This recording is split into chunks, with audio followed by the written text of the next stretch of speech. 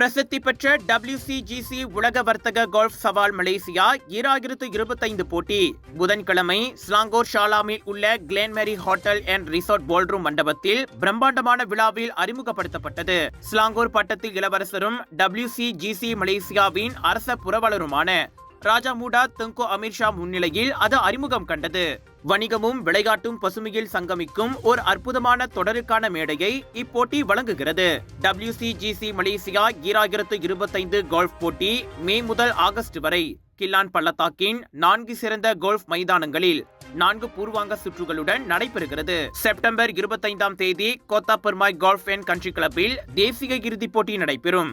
அந்த தேசிய இறுதிப் போட்டியின் சாம்பியனாக வாகை சூடுவோர் வரும் அக்டோபர் 19 முதல் 23 வரை சீனா ஷங்காயில் நடைபெறும் உலக WCGC இறுதி சுற்றில் பங்கேற்பர். ஆக சீனாவில் நடைபெற போகும் இறுதிப் போட்டிக்கு தயாராக இந்த தேசிய போட்டி சிறந்த பயிற்சி களமாக விளங்கும் என எதிர்பார்க்கப்படுகிறது.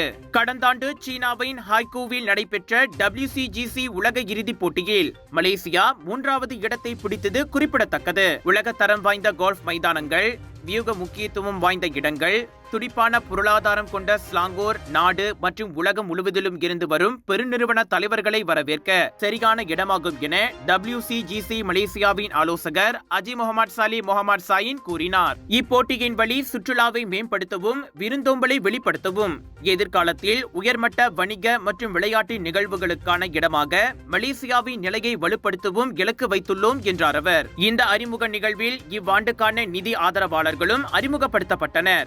முதன்மை ஆதரவாளராக எனோடெக் சென்டரியான் புர்ஹாட் விளங்கும் வேலை கொன்சத்தியம் ஜரிங்கான் Selangor, Spectrum Outdoor, Simple Advantage, World Klang Group, குசெல், அவிசேனா ஹெல்த் கேர், லெஸ் கோபாக் புரொடக்ஷன், குக்கு மலேசியா இதர ஆதரவாளர்கள் ஆவர்.